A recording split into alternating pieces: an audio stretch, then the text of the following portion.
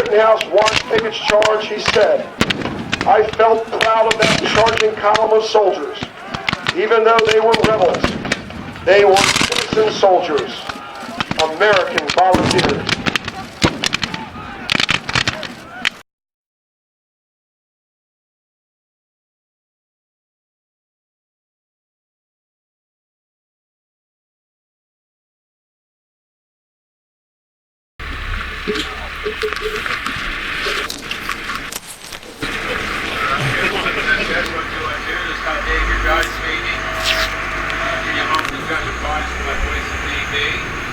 Now departing for our tour of the Gettysburg Battlefield. Let me just highlight, folks, it was 155 years ago, right about now. Great charge that we now call Pickett's charge commenced. Within about a mile of where we're sitting. We just slam into the door of the mine several minutes later, just a few hundred yards from where we're now sitting. And we'll be highlighting some of this, of course, as we go along. Just want to highlight the great significance of the moment, the hour, the day. Right now at Gettysburg unfold. Of course, we are going to take you through the battlefield as best we can in a chronological fashion, but I have to mention now that we are going to do a lot of flopping back and forth because it reflects the complexity of the battle. So we will go over where it all began, and we will drift slowly south into the heart of the park, but again, we'll do a lot of going back and forth to the second and third. Gettysburg, of course, was the scene of what many consider to be the epic showdown event of the entire Civil War. Over 3 hot, dusty July days, literally 155 years ago as we speak, two great armies were locked in mortal combat here. The Confederate Army under Robert E. Lee, 75,000 strong, came here in the hopes of winning the war. The Union Army, about 90,000 strong, under General George Meade, closed in on them, hoping to save the war. And there's your epic showdown. Everybody knew what was at stake. These days leading up to this great battle. Of course, oddly enough, no one ever sat down 2, 3, 4 days ahead of time according to Gettysburg and said, here's what's going to unfold. So rather, you just got two great armies under collision course. And as fate would have it, Gettysburg with 10 roads and highways sitting in a great smack square between the two armies. But then the army's here. And when the first shots were fired, most of the soldiers are still many, many miles away. When the first going out in the coming hours, the army felt themselves being sucked into a battle here. Not for General Lee or General Meade. And the first line fighting this. Now, to come to door, everyone, let me just highlight the subject of the historic district of Gettysburg. So what that means, of course, is most of the homes here left and right were here in 1863. Not all of them, but most of them. The town itself dates back to 1780. And also became the county seat of Travis County, Pennsylvania. And by the time of the Great Battle in 1863, it evolved into a prominent market town, a merchant town, of about 2,400 year-round residents. In addition to being the county seat of the center of local government, it was also a railroad town. It was a college town. So it was clearly a little bit of a post towns around us. And it added a certain flavor to the community that did indeed make it the center of local commerce. Most of the structures for passing would have been built by about 1835, but again, not all of them date back that far. The courthouse on your left, the ornate building right in the corner. That was open time for golden time. We're arguing a brand new courthouse. And notice we're kind of slipping into the downtown area. See sort of a transition into a business district. Now notice all the quaint little stores and shops. Now the fact is today, folks, this is the shortest town. A lot of petrol shops, stores, boutiques, eateries, taverns. During the battle, we would have been just a series of mercantile establishments and artisans selling their wares and goods. This brings us, of course, right into the center of Gettysburg. Notice 4 streets come together here, called Lincoln Square. Most locals just call it the Circle. We will go in and out all 4 of these streets in about the next 20 to 30 minutes. Again, you go down all 4 streets, they all split off. And then a few of those split off again. 10 roads and highways truly do come together here. Major crossroads. Right here at the Circle's where they all come together. Gettysburg is fairly typical of the central Pennsylvania. Nothing terribly unusual about this town. Notice the upper stories of these buildings. Really appreciate again the older architectural lines clearly indicating most of these buildings would have been here at the time of the battle. Even though you're sitting in the midst of one of the great battlefields in all of American history, there's very little evidence of battle ever occurred here. There's a few gems, but all in all, you'll see as we continue, the vast majority of the battle will rage in the fields, farms, and woods all around the town. The Confederate Army did sweep in and capture Gettysburg. They occupied it for 3 days. Frankly, they stole all the food they could find, and every source was turned out. The grand scheme of things, they did not destroy the town, and today, that's one reason why we have over 200 historical buildings to this day. Gettysburg Harbor is out there to your right, just about 2 blocks away. Now, we had a comparison today. Gettysburg has a population of around 7,500, and they give me mention as a tourist town. Upwards of 2 million visitors come here every year. So again, the great number of hotels, restaurants, gift shops, museums. During the winter months, though, it does revert back to what it really is. It's a sleepy little town just south central PA. We're now closing in on what would have been the historic west edge of town. So once we pass through this next red light, kind of veer off to the right, we're going to leave the historic district line. And in 1863, much of that landscape in front of you would have been just open rolling fields. Not near the clutter we see today. Now in a moment we'll highlight the Lutheran Theological Seminary. It is up here about a half mile away on our left. It was established in 1826, literally making it one of the oldest Lutheran seminaries in America. Again, it reflects the German Lutherans that largely settled here from Gettysburg. By the time of the battle, there were only 22 students in attendance, so it was a one-building campus with new home service and faculty. And again, that school will come into view in about another block, everyone, up here towards your left. The main building has a very distinct green dome on it. Something goes very quickly through the vegetation. But keep your eyes open, everyone. You'll see it coming to view here over about 9, 10 o'clock to your left. It's to the left of the big white steeple, for instance. There you see it coming to view. Yes, the trees block the three buildings, very small institutions. For that reason, however, history will call this rising ground we're about to cross the Seminary Bridge. It will indeed prove to be a very prominent landmark in our story. As we crest over the ridge, we're now leaving the edges down behind. See how the landscape opens up? It was right in front of us early in the morning of July 1. Leading elements of the storm to collide. Again, quite by accident. At that moment, those in the storm were still 10, 20, 30 miles away. So the foot race was truly on. As the Northern Army will now attempt to block the road we were on, prevent the Southern Army from advancing further. If you look to your left, look to your right, see the long row of monuments stretching into the distance. Well, this shows us today exactly where the Union Army made their stand. Now, just like us, they were facing out to the west.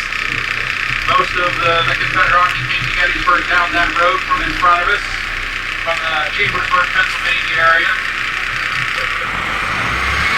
The Union Army is attempting to block this road, keep the Southern Army at bay, and hopefully buy one critical day of time so that the rest of that scattered Union Army can march 10, 20, up to 30 miles to get here.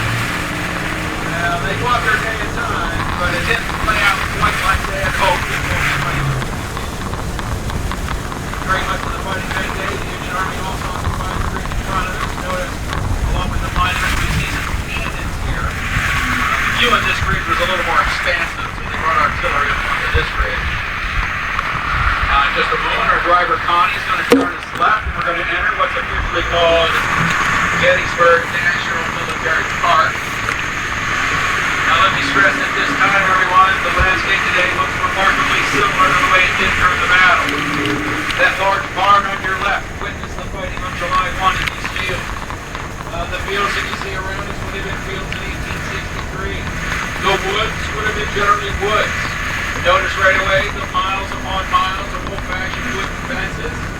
Now, if you're puzzled by this, everyone, barbed wire doesn't come along for about 9, 10 more years. So this is the wooden fence here, and the farmers, of course, utilize this series of wooden fences to keep their livestock in and around. The woods today, so they're generally pretty close in their dimensions. As we enter this woodlot, notice right away how thick the underbrush is. You can't see 20, 30, 40 feet in these woods in places. Well, we have abundant evidence during the battle they were shooting each other at 100 yards or more. Now, since the battle in 1863, these woods have changed considerably. During the battle, they were more open, more grove-like, bigger trees, fewer cars. It's original virgin wood lot is what it is. Very good.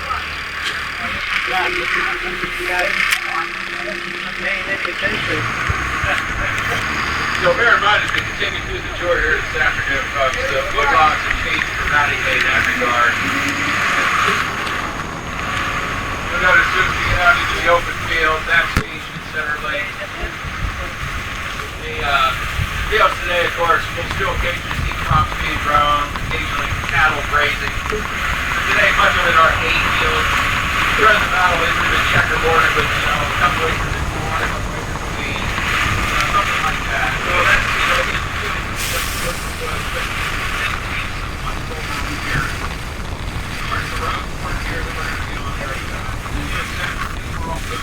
years ago, my visitors could tour and visit the battlefield.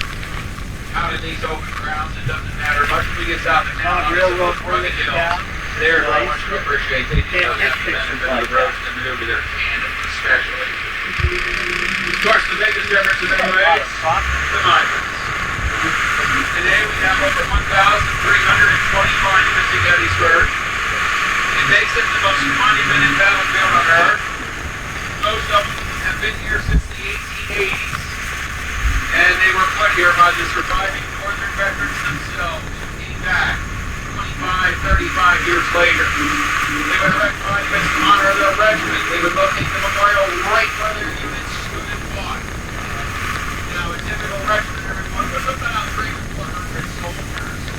But that's what most of these monuments are. It varies. And unlike today, of course, a typical regiment usually recruited from a very small section of a given state, whether a few small towns or a few neighborhoods of a large city.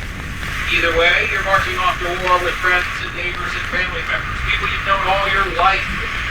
So to understand and appreciate that close sense of community associated with these regiments is to truly understand why these survivors would be so moved to come back. And make no mistake, they located the monument exactly where they stood and fought, in part to commemorate the very piece of ground that their friends and family members died on some years earlier.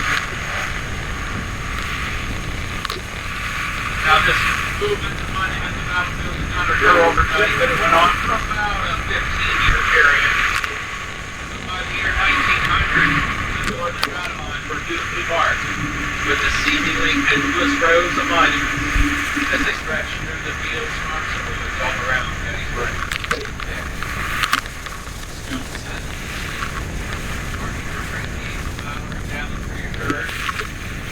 Everyone, here, towards left, and this Confederate column advanced up over those open fields, toe to toe, shoulder to shoulder.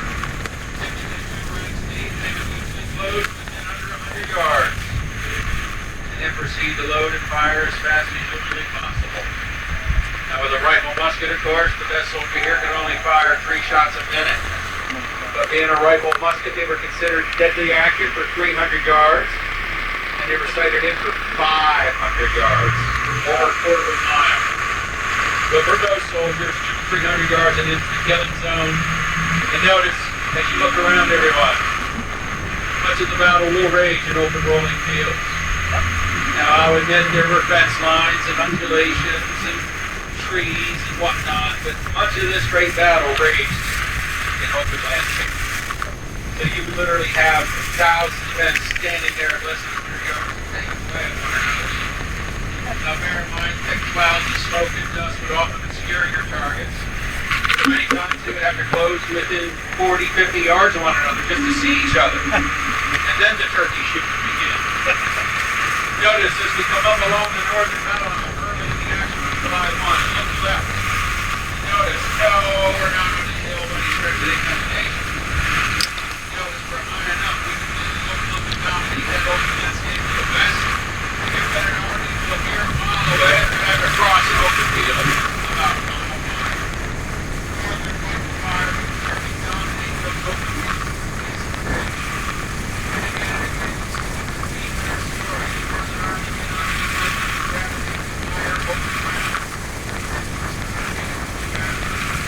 That would be true in every case. Instant. Trying to get to that one exception.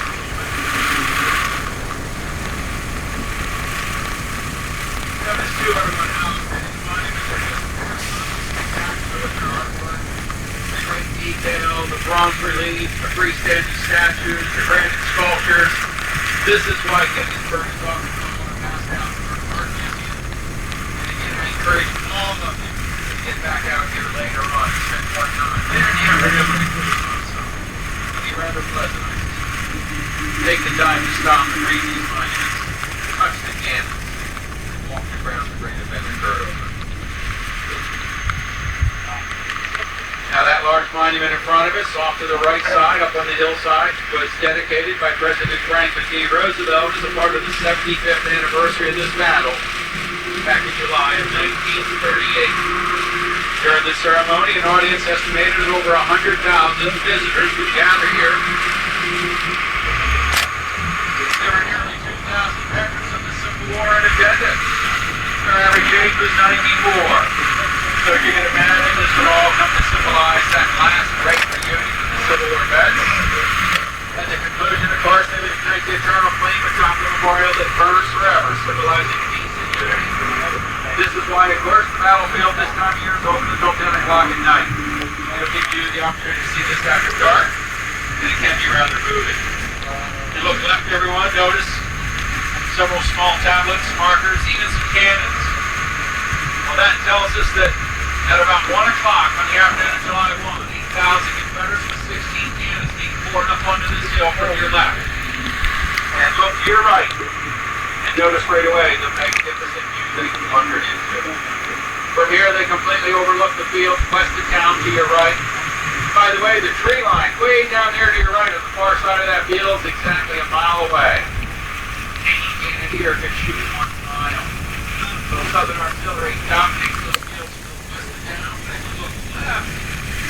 Those are the fields north of town. And as fate would have it, the battle will spill out to that ground as well. Whether to the north of town or the west of town, Southern troops on Oak Hill, where we're at, dominated the surrounding landscape. This will play a critical role in the Southern victory later that day as the Union lines are crushed, driven back through the streets of town in front of us, and all the way back to Cemetery Hill south of town, which is the tree line on the far side of town on the horizon. Pretty much right out in front of us, about 12 o'clock high. Let's say about 12 o'clock high now, folks. So the tree line out beyond those big brick buildings, that's Cemetery Hill where we first met. Union Army is driven back to that hill at the end of July 1. And that hill from here is a mile and a half away. Some cannons on this battlefield had a range of 2 miles. So some cannons could easily reach the horizon out there about 1 o'clock here during the battle. Of course, the rounds were exploding. They would burst much like a grenade, breaking into chunks of red-hot jagged iron. They preferred air bursts so that they would shower these pieces of iron down on enemy soldiers. All things considered, artillery was pretty accurate. And in certain instances, it could be devastating. But the deadly weapon here at Gettysburg was the rifle musket, a weapon carried by the average civilian.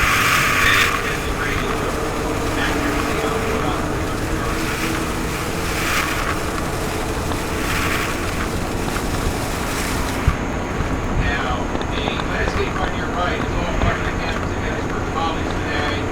During the battle, it would have been rolling farmland like you see here to your left. This is a part of the battlefield that sadly was lost many years ago as Gettysburg College expanded dramatically from its original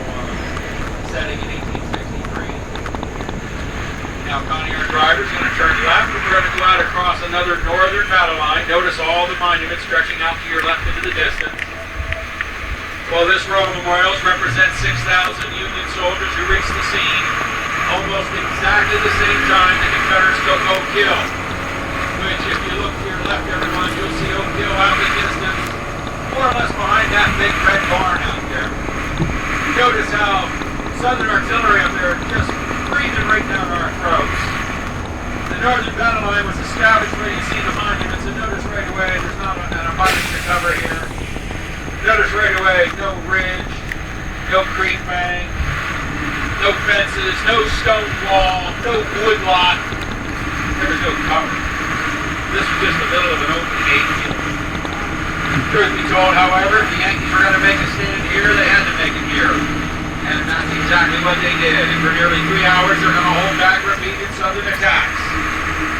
But by 4 p.m., with additional Southern soldiers pouring onto the scene, the Confederates now outnumber the Yankees roughly 35,000 to 22,000, minus heavy casualties on both sides. So with that 3-to-2 ratio in their favor, the northern line at this point was crushed and driven back towards Cemetery Hill to your right through the streets of Gettysburg. So you notice, folks, in a moment we're going to turn right and retrace the steps of those retreating Yankees. But notice how the You're going to need to watch out for wires and low-hanging branches all the way through the town. Shows you again, it's pretty low. The northern battle line was in position all the way up to a small knoll out there. I'm guessing maybe 400 yards away. All this will be crushed as the Union line is driven back to the town of Gettysburg to your right. And that would all begin at about 4 p.m.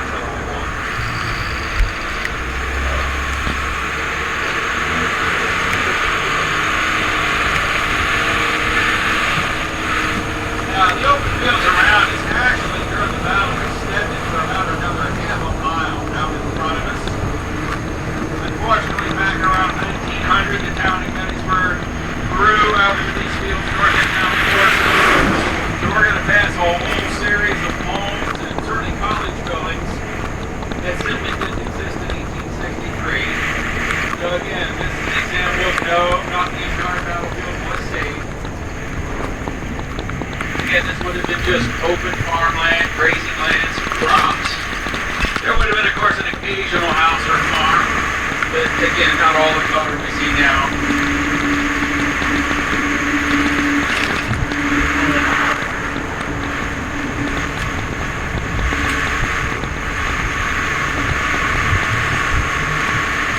Now, in a moment, we're going to come on to the campus of Gettysburg College. It's off to the right of us as we pass through the next intersection.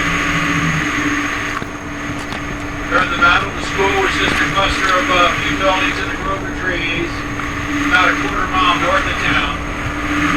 Kind of similar to the Lutheran Seminary in that regard. It was attached to the town all by itself, very small. Here to your right, we're looking out over the heart of the campus. That big white building we're now passing was built 1 year after the battle. The only building that survives from 1863 is buried off to your right behind other buildings invisible from this angle. Now we're closing in on what would have been the original edge of town during the battle. It'll come on as we pass through this next intersection in just a moment. Right about here. Notice too that with a couple of exceptions, no historical buildings survive at this point. There's various reasons we won't get into for that fact. We're going to close in on the railroad tracks, however. During the battle, the railroad served Gettysburg coming in from the east, which would be your left, and it ended right over here to your right at a roundhouse. So Gettysburg was a railhead. Right here to your left is, of course, the railroad station. It was here during the battle, and yes, President Lincoln stepped off the cars there. He came to Gettysburg 4.5 months after the battle. Of course, the railroad station was also a hospital during the days of the battle itself.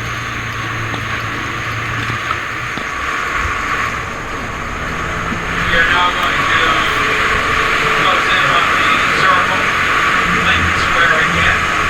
This time, however, we're coming in from the north.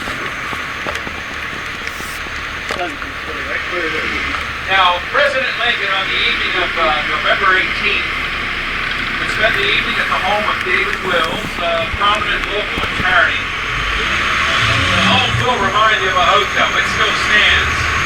It's the large red brick building over here about 10, 11 o'clock, right there on the circle. Again, 3.5 stories.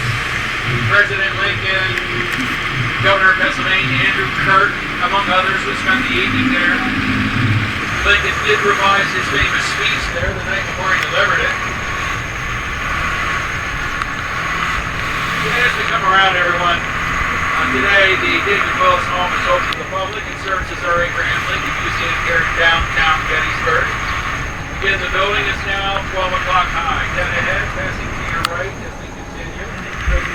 It explains the purpose behind Lincoln's visit, the meaning of that speech, and of course the long-term impact of that speech. So I encourage all of you to take 10, 20, 30, 40 minutes to visit the David Wills house.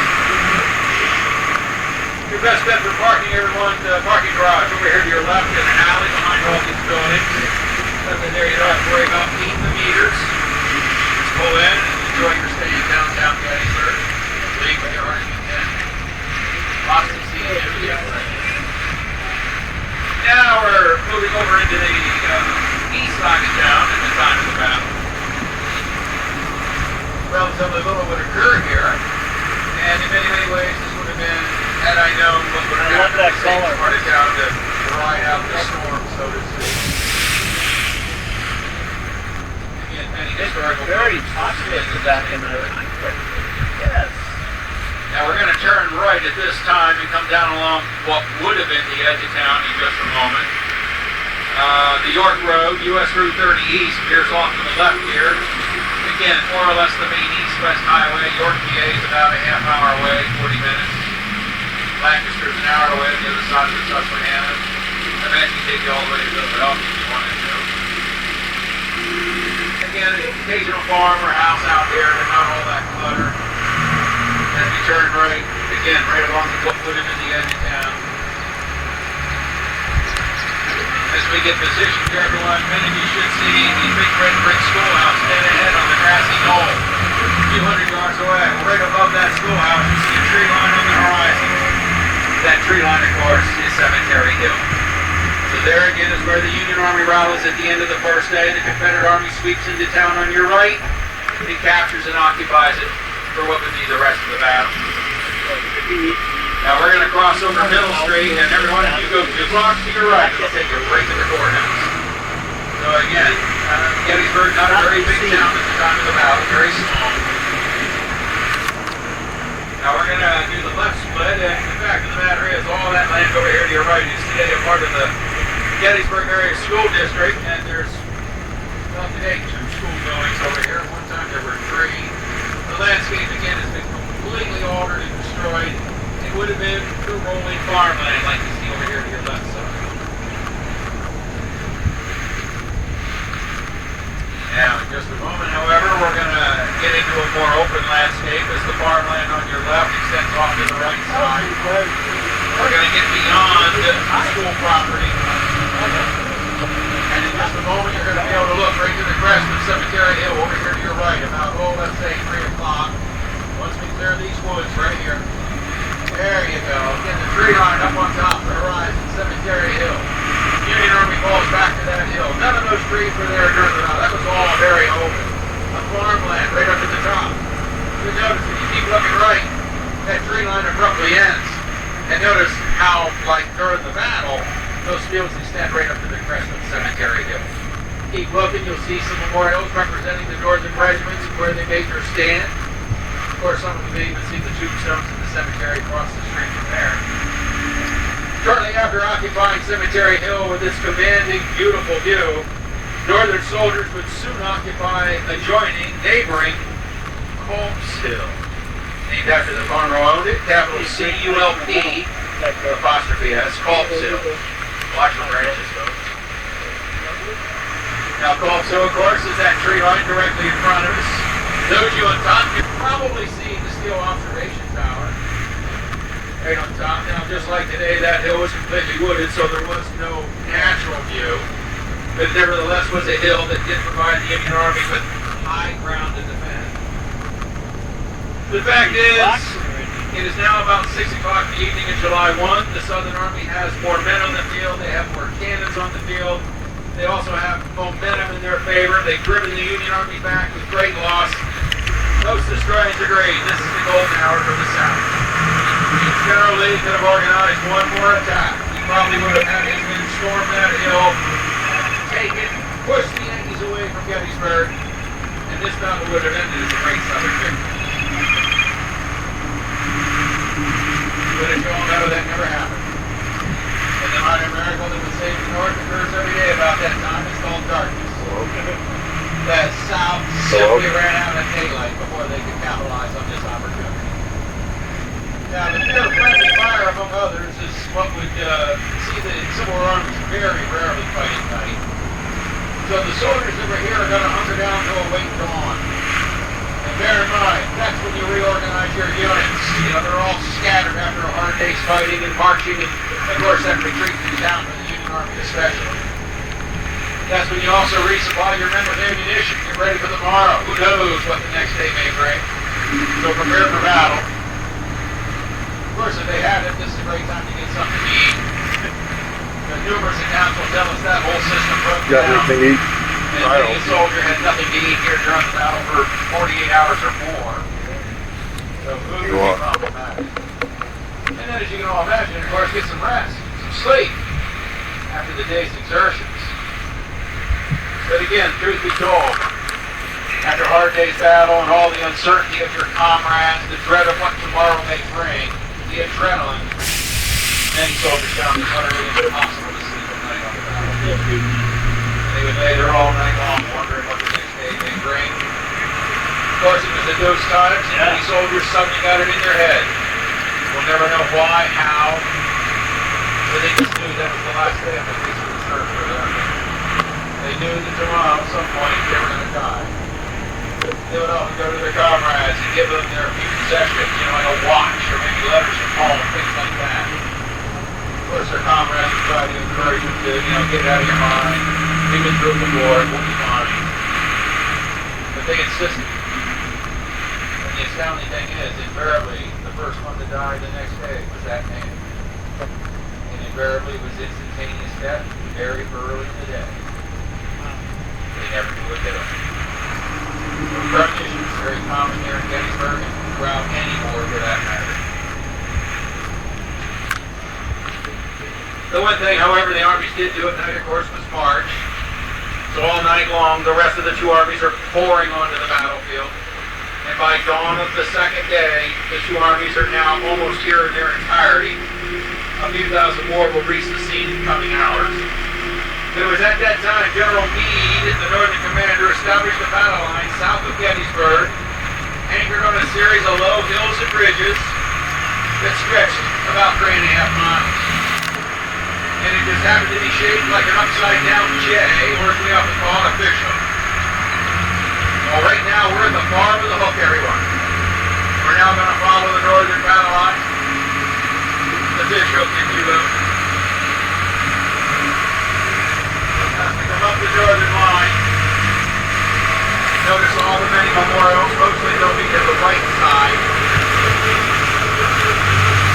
I want you all to appreciate we're coming right in behind the northern battle line, so obviously these soldiers would have been shooting down into the woods to your right at the oncoming Confederate Army, who eventually, late that day on July 2, struck with great fury. They would overrun this whole part of Cobb's Hill, capturing this landscape. And notice too, the odd geology, the rocks and the boulders. We'll be seeing much more of this as we continue, but it is a very odd feature of our battlefield. And yes, of course, the soldiers would utilize those rocks as cover and protection. But imagine what it must have been like maneuvering large bodies of soldiers through this rugged landscape, or dragging cannon weighing a ton with no roads through this landscape. By nightfall, July 2, the Confederate Army has overrun the whole lower part of Cobb's Hill, basically from here to your left. But the top of the hill is over here to your right. And as darkness closed in, the Union Army still held the crest of the hill. So a very uneasy truce would reign over Culp's Hill during the night of July 2 into the morning of the 3rd. In many places, the enemy soldiers were 50, 60 yards away. During the nighttime hours, however, both sides would heavily reinforce this vicinity. The crack of dawn of July 3, the last day of the battle, Confederates would renew the attack. Again, we're coming right up into the heart of the northern battle line. Look at all the monuments. Again, as we said earlier, the Union line is facing down in the woods to your right. For several hours, Confederates would repeatedly attack this Union battle line. By 11 o'clock that morning, the Confederate High Command realized it was hopeless. They were losing way too many men. They broke off the battle, retreated to the base of the hill, and fighting here called Civil War. Hearing long and settled over the battlefield for about 2 hours, when artillery would announce the commencement of what we now call Pickett's charge, which was we had talked about earlier, was the great climax of the battle on the 3rd and final day. We'll be discussing all that much more.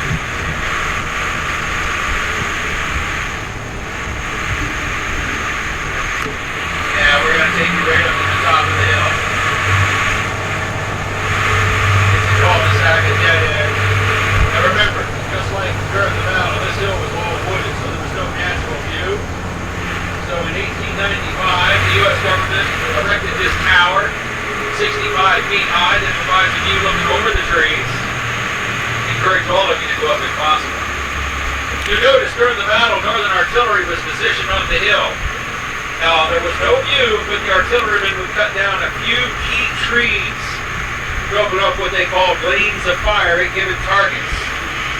So there was artillery on the hill, but no commanding view like we'll see at Little Round Top a little later, or certainly as we cross over Cemetery Hill in just a few more minutes.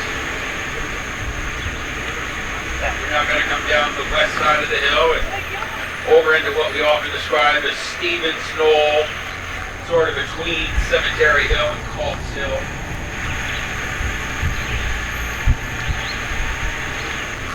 Culp's Hill would be the only place at Gettysburg that would see extensive fighting over a 2-day period. Remember, near the end of July 2, up until darkness would mercifully end the fighting. And then at the crack of dawn of July 30, we continue for about 6 more hours. So a little claim to fame for Culp's Hill. It is on what's considered the optional tour route, so if some of you would like to find a quieter part of the battlefield to visit, Culp's Hill makes a splendid place to come. Here to your left, the man on the horse, that's General Henry Slocum from the great city of New York. One of the highest ranking generals in the Union Army at Gettysburg today. Sadly, he has all been forgotten by the general public. Very well known in his day, however.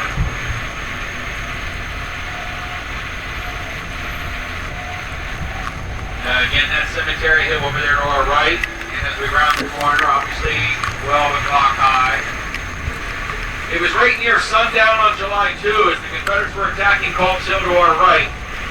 Confederates from Louisiana and North Carolina swept up across that open ground on your right, would advance right up the hillside in front of us, and they broke into the northern line on top, briefly capturing at least 8 cannons.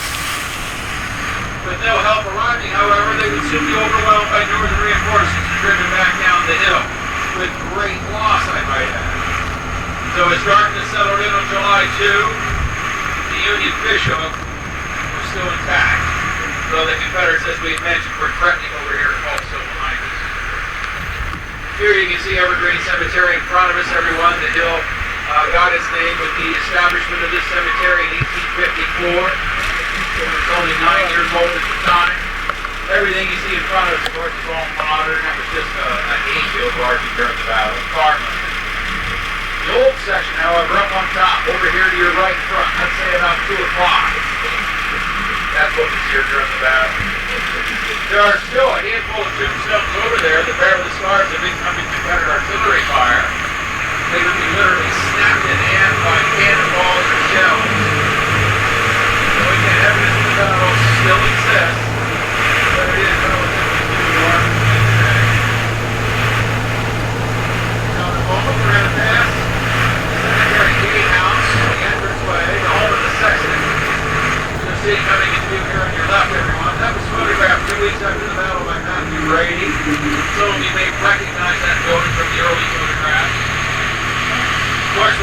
to your right represents the Maple Hour when the Northern Army rallied on the hill. And if you get everyone, look out in front of us and notice there is no view. That view today is gone because the buildings block that view. They were built since the battle. So we have various establishments and water towers and motels and restaurants, all of which blocks the view today that made the hill so important in 1863. Makes it impossible to really appreciate the importance of the hill.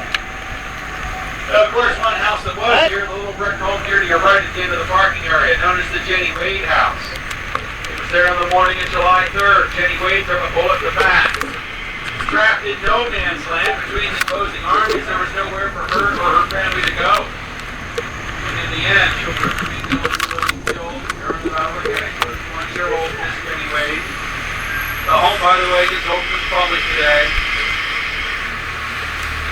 So if you're interested in that aspect of our story, by all means, stop and visit the Jenny Wade house after our tour. Now, once this landscape to your left opens up, folks, you'll see a grassy area. Well, right up there to your left on the top of the hill, that's where the Yankees rallied at the end of the first day's fighting. Eventually, most of the northern dead would be reburied up there after the battle several months later. And that would be, of course, today the National Cemetery.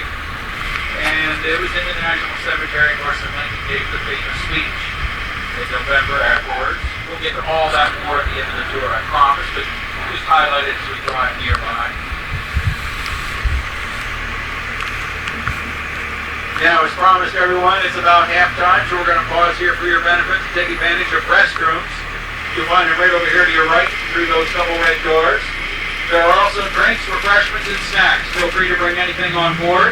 I will be outside if anyone has any questions. Don't hesitate to ask. With that, everyone, we'll pause here for your benefit.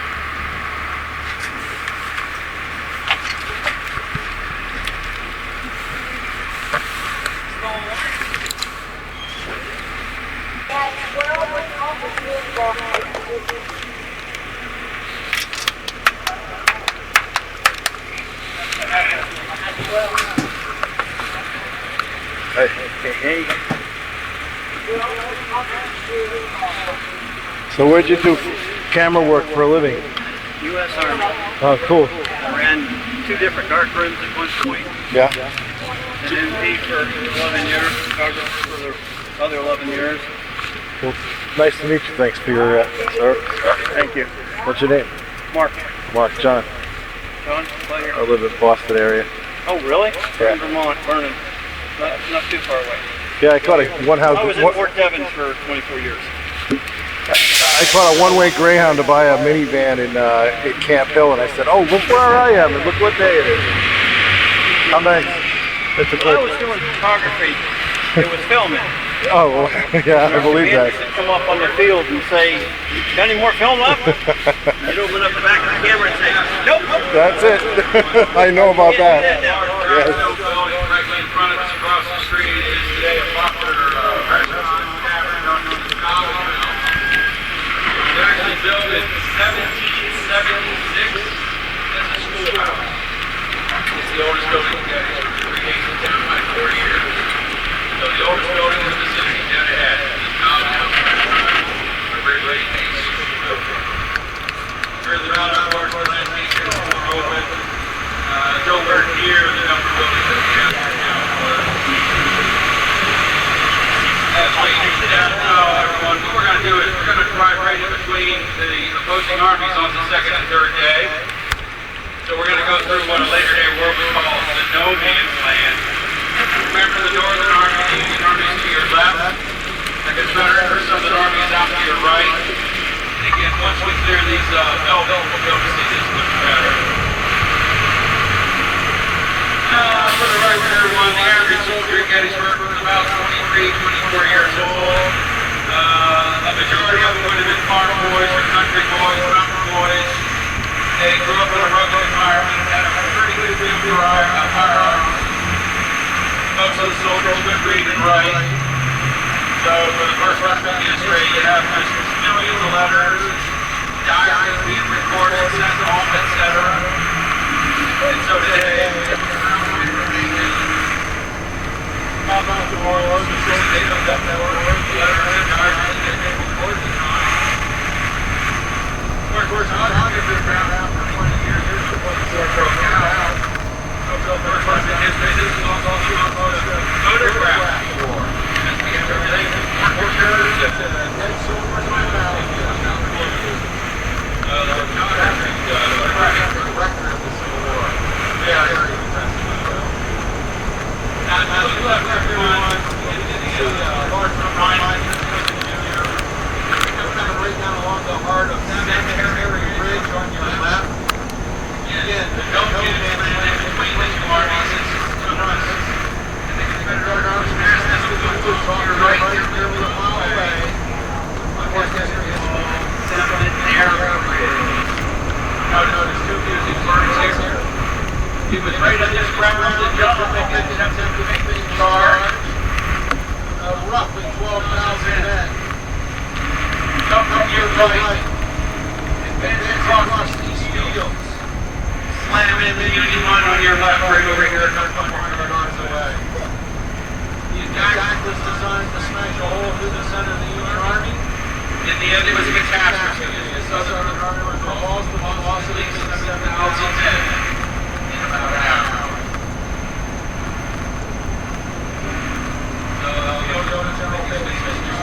We'll come up along the Union line here, my left. Right towards the end of the story. We're going to see all this in the order perspective. Now, the army will have morning of the second day. Remember, first day's action. The army's hunting down the way on the rest of the soldiers reached the scene overnight. General Pickett off to your right, to your left. And you can clearly see what is head is the shank of the official ship bomber. And that battle line is all the way down to the over here about 10 o'clock. They're very famous, of course, little big round top. Big round top off to the right, little round top. Notice more open with monuments on the top. Generally, eventually chose to attack the round tops on July 2, in part because Washington, D.C. is right out behind those hills, 75 miles south of Gettysburg. This attack was basically designed to cut the Union Army off from their capital, their supply lines, and any more reinforcements still on their way. It was a good plan. But they never made up his mind until 11 o'clock in the morning. And then 21,000 men had to march several miles back in dozens of with them just to reach that tree line over there to your right to go into battle. And it was early that afternoon while the South was on the march in a very controversial move. The elements of the Northern Army advanced to a whole new position here along the Gettysburg Road. That's what all these monuments and cannons represent. They wanted that view to your right. Now it overlooks the mountains that surround Battle Union battle line extended all the way down Gettysburg Road to Old Key, Georgia, coming into view up here on your left. And abruptly at that Key, Georgia, the Union line angled off to your left all the way to the base of the round top on the way. So on a map, it looks like a great right angle. And right here at this intersection was the apex of that angle. By doing this, Northern Artillery dominated the field to the west and to the south. That's why cannons here to your right face two directions. It highlights that fact. So there's no Confederate attack came along, the Southern Army had to run the artillery fire. It would prove to be very devastating. But the full fury of that Confederate attack is joined and all 20,000 men hurled into the battle. The northern position out here around the beach orchard was crushed. The Union line was driven back across these fields and into the woods beyond with heavy loss. It truly worked 20 minutes and a half hours since this officer yet again. Another spectacular to make it they made the Indian War. General Meade fought a very good battle. He recognized the threat that this attack was posing. He began to shuffle heavy columns of reinforcements to this end of the line. And as you can imagine, those reinforcements are what sent the Confederate attack to save the day. And not before the bloody was going to unfold. in a relatively small field. It's going to be new right beyond these trees to our right. We press over the ridge, you'll see a field development. Only 22 acres in size, and had a crop of wheat in our ground. So the landscape here right down in history is the famous wheat field at Gettysburg. There's evidence that at least four portions of that field changed hands 6 times in about a 3-hour period. Somebody just swaying back and forth like that. At one point, the predator hold the field, back into the occupied. And they were back into the north ready to trade. At nightfall, the Union Army outside of the field, the Confederate Army the other. And the field itself was no man's. There is evidence 5,000 dead and wounded recovered from this immediate area. We are truly passing the bloodiest 20, 30, 40 acres of ground on the entire Gettysburg battlefield.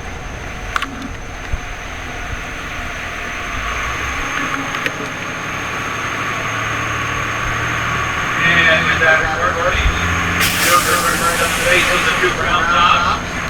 You can see the Blue Hills area right up to the ground top closest to us. Notice you get the bare slope, the monuments on top. Big ground top a little further back in the distance and the higher hill. However, the smaller hill will prove to be far more important in our story for simple reasons. Here before the battle, I was trying to car market from the whole side of this hill. The valley we're now in. He sold over from lumber to make a spot. Going up this hill, you're in a magnificent view. From the top of the hill, you can overlook the entire, you can see all the way to the state of Maryland up here. Union Army also discovered with great lift of all they could, right into the top of that little hill. Now remember, no road, no paths, no trails, it wasn't easy. But it was possible. And that's it. Artillery up on the top of that hill, a beautiful view, and rain them out just 2 miles. It's not about Battefield. It merely stands to reason that the Confederate Army had taken the hill. And somehow got their cannons up there. They almost assured that it was almost bad enough. And when the Union Army advanced out to the Gettysburg Gettysburg Road line, they inexplicably abandoned Little Round Top. It was a critical oversight that nearly cost us the battle. This will explain in a moment. Dramatic events changing the course of history. Now, this time we're going to turn up the hill, everyone. Look over here to your right. You can see how the nose of the ridge over millennium has exposed a series of large rocks and boulders. This is called the Devil's Den. The scene of the terrific battle of Line 2 is perhaps best described as one of the birthplaces of Confederate chargers.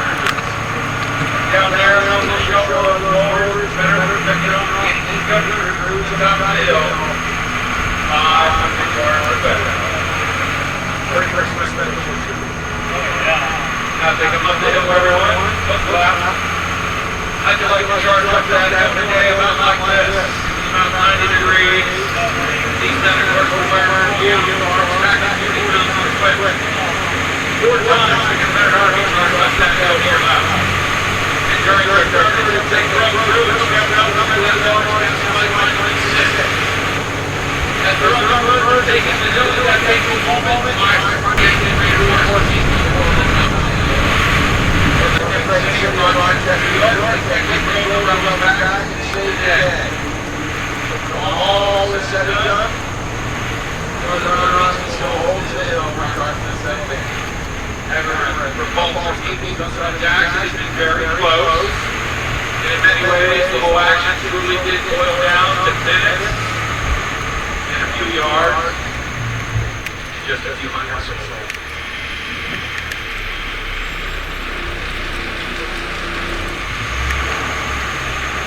Now we're going to head on the hill, everyone, for our second stop. This is in many ways the highlight of the business of Battefield. We'll give you these things to stop up here for Joy Lagoon, reasons of mine, wayside, we're just on the ground and this is the third over. You look forward to our time, just a moment, over that. Again, everyone else. wait outside the front door if you have any questions. Make the most of this stop. We are final stop for the tour. Our next stop, of course, will be the conclusion back at the tour center. So there you go.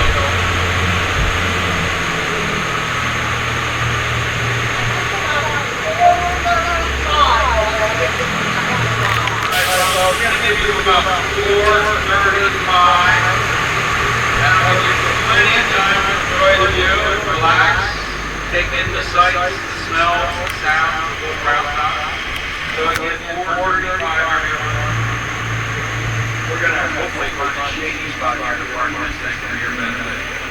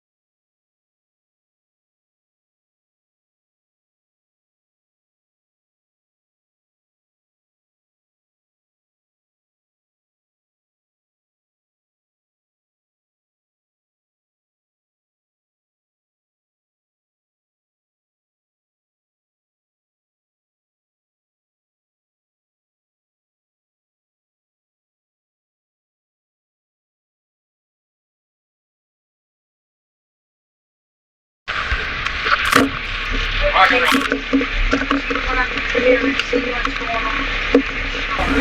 Alright.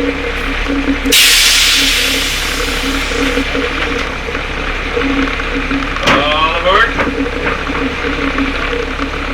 With that, everyone, we're going to conclude our tour of the Gettysburg Battlefield by working our way north up the shank of the famous fish hook shaped battle line, passing locations like the Pennsylvania Memorial, the Minnesota Memorial, the Vermont State Memorial, the high water mark in the scene of General Pickett's famous charge. We conclude with a discussion of the dead in the National Cemetery, and of course, Lincoln's famous speech. Again, folks, the rocky nature of the soil is evidence of what's known as a volcanic sill dating back to the Jurassic Age. And let me just get this in quick. Looking to your left, you'll see how for one brief moment the view returns. If you all look left, you'll look out over the Valley of Death. Not quite what you saw on the crest, obviously. Go back to the rocks for a moment. They are cousins of granite. They have nothing to do with glaciers. Again, they're igneous in origin. And the whole point I'm trying to make, we know from photographs that were taken just a few days after the fighting ended. Literally, these rocks and boulders look exactly like they did up here 155 years ago. So when you see these outcroppings and boulders, that's what the soldiers would have seen. And as we said earlier, they would serve as wonderful protection during the battle.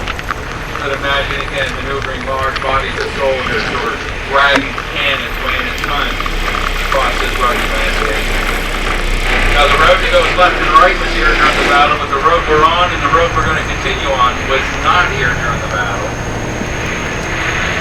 As you look left out here, you can see plenty of rocks and boulders, and you'll plainly see they're going to continue over the next, well, let's just say several hundreds of yards.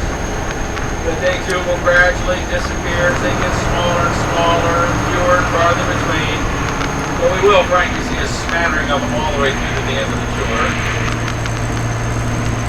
Come up the northern battle line, of course, you'll notice again the great array of memorials and monuments. Remember, these are the ones that have been here since the late 1880s, early 90s. Dedicated by the veterans themselves. They're located right where regiments would have made their stand at some time or another during the battle. You'll see they're going to thin out here for a couple hundred yards, but then they're going to re-emerge in even greater numbers. Climaxing at the scene of General Pickett's famous charge, which is still a good mile and a half from here. We'll be closing in on all that in just a few more minutes. Notice the low stone wall to your left we discussed earlier, built by the early settlers just to clear the land. The soldiers, of course, are going to use them where possible as ready-made defensive positions. So we'll be passing a lot of these as we continue. Again, remember, folks, if you're not from this part of the world, 400 years ago, not one of these clearings existed. This was all a dense wilderness. So the early settlers were the ones who cleared this converting forest to farmland. Part of the deal was gathering up the rocks during the springtime. These settlers are very wise, and they were very frugal, practical. And notice to your left, you'll see that they would also utilize the fieldstone as a building material for their homes. Numerous stone homes are on the battlefield today. And again, at some point, they were all pressed into duty as field hospitals. The reason, of course, among others, a farmhouse is indeed a source of water. And that's the one thing soldiers crave more than anything, wounded soldiers crave more than anything, is water. Now that we've reached the foot of Cemetery Ridge, look out to your left, everyone, and notice again that theme we highlighted earlier. No, this isn't a hill by any stretch of the imagination. Not even close.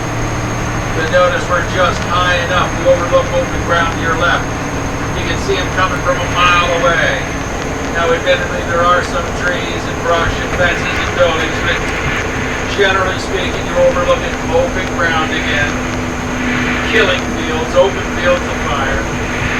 On July 2, Confederate soldiers from Mississippi, Georgia, Alabama, the only Florida troops here, will attack this portion of the northern line. In every case, however, they were driven back with heavy loss. as the Union line would withstand everything they hurled at them. Now, coming into view in front of us, the big dome memorials, Pennsylvania's tribute. But before we get there, on the left side, the monument with the charging soldier that honors the 1st Minnesota Volunteers. On the afternoon of July 2, in a suicide charge out to your left, that regiment would suffer an appalling 82% casualties. The regiment would cease to exist. Of course, up here in front of us now to your right, everyone, the Pennsylvania Memorial, biggest monument on the field, dedicated in 1910. You can climb up to the base of the dome as a lookout tower, and all the way around the bottom of the monument are the names of 34,000 Pennsylvania soldiers that fought here.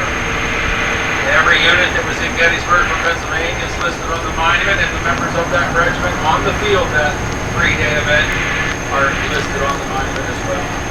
34,000 sons of Pennsylvania on the memorial.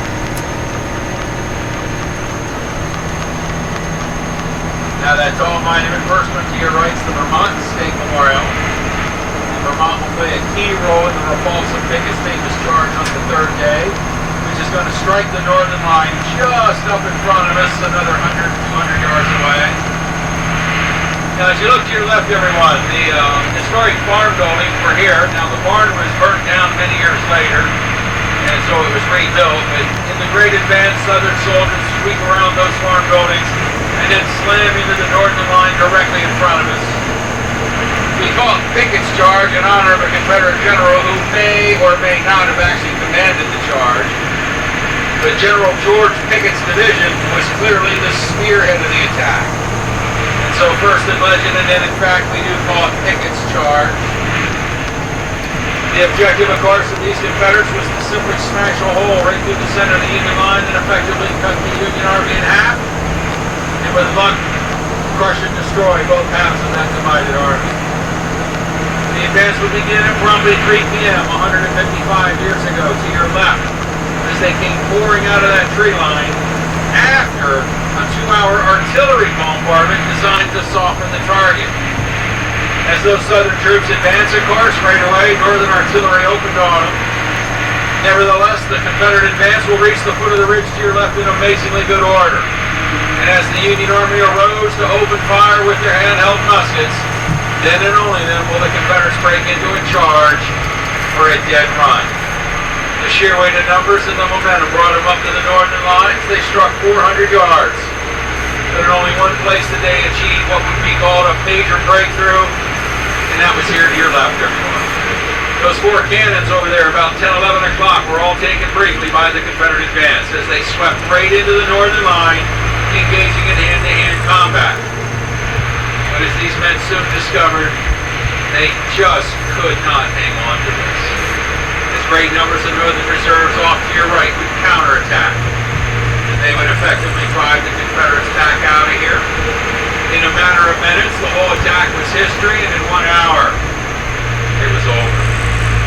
The Confederate Army again lost 7,000 men. The man on the horse to your right, that is, of course, General Meade, the commander of the Union Army. His finest hour was here at Gettysburg, for sure.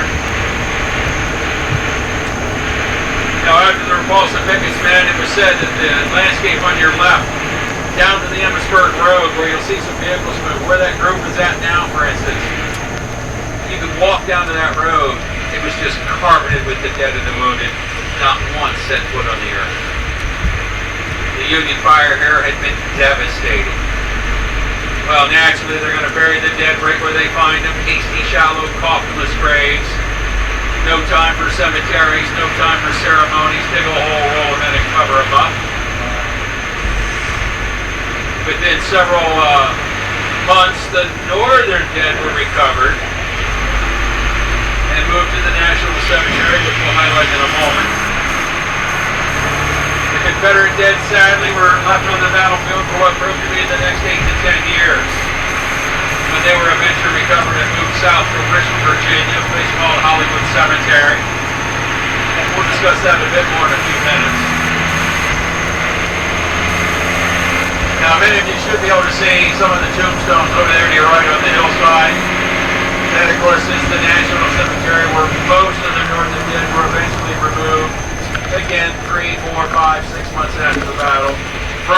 temporary graves on the field itself. Actually, it was in the National Cemetery that Lincoln and others would come to honor him. So the dedication ceremony on November 19th was in the cemetery itself. It was up there, obviously, that Lincoln did make the famous speech that lasted all of about 2 minutes. Not that well received by those who witnessed it, but after the event, of course, it would be recognized, well, frankly, across the world. First-rate eloquence, the brevity of it, the mastery of the words, the wordsmith, if you will. Now, unfortunately, today the cemetery is closed to all vehicles. You have to walk in. One alternative is to park here and walk up behind your left shoulder. That gets to be the longer, hotter uphill route. I'll show you an easier way over here at the end of the tour for you. I should probably mention about half of the 3,500 Northern dead are unknown. Dog tags as we know it do not come along until 1904, roughly 40 years later. So to identify the dead on the field of battle in the Civil War was a monstrous task, and they would have to rely on what they might find in their personal possessions, letters, diaries, trinkets, tokens, that may have their name on it. As you can imagine, not a very efficient method. Again, half of those over there are unknown. Almost all of the Confederate dead could never be identified by them.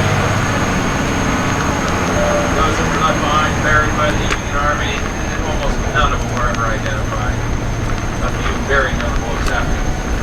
We're going to pass a little White House up here on your right. That will serve as General Meade's headquarters. So from this humble little home, great events, great decisions were made. Notice on up above to your right is the statue of General Meade. Pickett's charge slammed into the northern line just up here on top of the ridge, out of sight on the other side. So we're just on the back side of the ridge. We're now going to turn and take a little shortcut here to the National Park Service Visitor Center and over to the Baltimore Pike and eventually back to the Tour Center and wrapping up this 2-hour tour of the battlefield.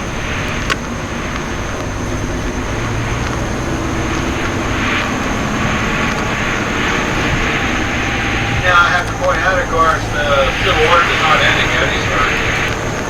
The carnage would continue for nearly 2 more years. General Lee will make good his escape back to Virginia. For better or for worse, it drags on. It is in many ways a stalemate, as one terribly bloody battle after another would follow each other. Some of those battles today rank throughout history. The Wilderness, Chickamauga, Spotsylvania Courthouse, Cold Harbor, Third Battle of Winchester. There's a great number of others are largely forgotten today. As students of this war can only remember some of the key battles. The great numbers of soldiers will never make it home as they became the statistics on those future battlefields. Literally dozens and dozens of engagements were yet to be fought. Young men and boys, heroes at Gettysburg, simply found their magic bullet at the Wilderness, at Petersburg, at the Third Battle of Winchester. And for others, it might have been some of those obscure places like Totopotomoy Creek, North Anna River, Pavilion Station, Battle of Piedmont, Virginia. On and on goes the list. Of course, to take a moment to appreciate the battlefield that we see today, I always like to highlight, believe it or not, much of what you see today is because of the civilians of Gettysburg. As they emerged from their basements on the 4th and 5th of July and looked about, saw the carnage at every step, they realized a phenomenal event had come their way. Within 6 months, they created a non-profit organization known as the Gettysburg Battlefield Memorial Association. And within 1 year, these people out of their own pockets were buying land with the express purpose of safety for us. 30 years later, this organization owned 600 acres, the true heart of the battlefield that you've just driven through. And it was that year, 1895, they gave it all to the U.S. government. And that's what this became. A national military. Since it became a national park, it's grown tenfold to 6,000 acres. The federal government had a lot to do with building the road, bringing back the cannons and mounting them up on replica carriages, interpreting the battlefield in various ways, maintaining the battlefield, the old buildings, the tree line. And of course, one of its most important missions, maintain the monument. Put here by the veterans themselves, well over 100 years ago. There's little doubt that several hundred Southern dead are still buried here. It is still a cemetery all these years later. Now there was a time, 100 years ago, remains would turn up almost on a regular basis. As farmers out there plowing their fields with strike human remains. Maybe something as simple as people digging in their gardens with strike human bones. Natural erosion along the creek bank would expose bones. Now admittedly it's not so common anymore, but it did happen most recently in 1996. So a little less than, well actually a little more than 20 years ago. And again, estimate range, probably hundreds of Southern dead are still out here in long lost forgotten graves. Now we've just struck the Baltimore Pike. At the time of the battle, much of the Northern Army came up this road to do battle. So it's a key road in the whole story of the battle. It was also the main supply line of the Union Army. It was vital that they keep the Confederates off of this road. I should also point out, there's little doubt, this was the finest hour of the Union Army that fought here at Gettysburg. Once asked many years later by his famous charge failed in Gettysburg, General Pickett pondered it for a moment. He said, well, I think the Union Army had something to do with it. And it was a great tribute to his company that day. They stood there on the horizon of the cemetery ridge and stood at it. Now as we wrap up the tour, everyone, again, we're going to cross up and over Cemetery Hill.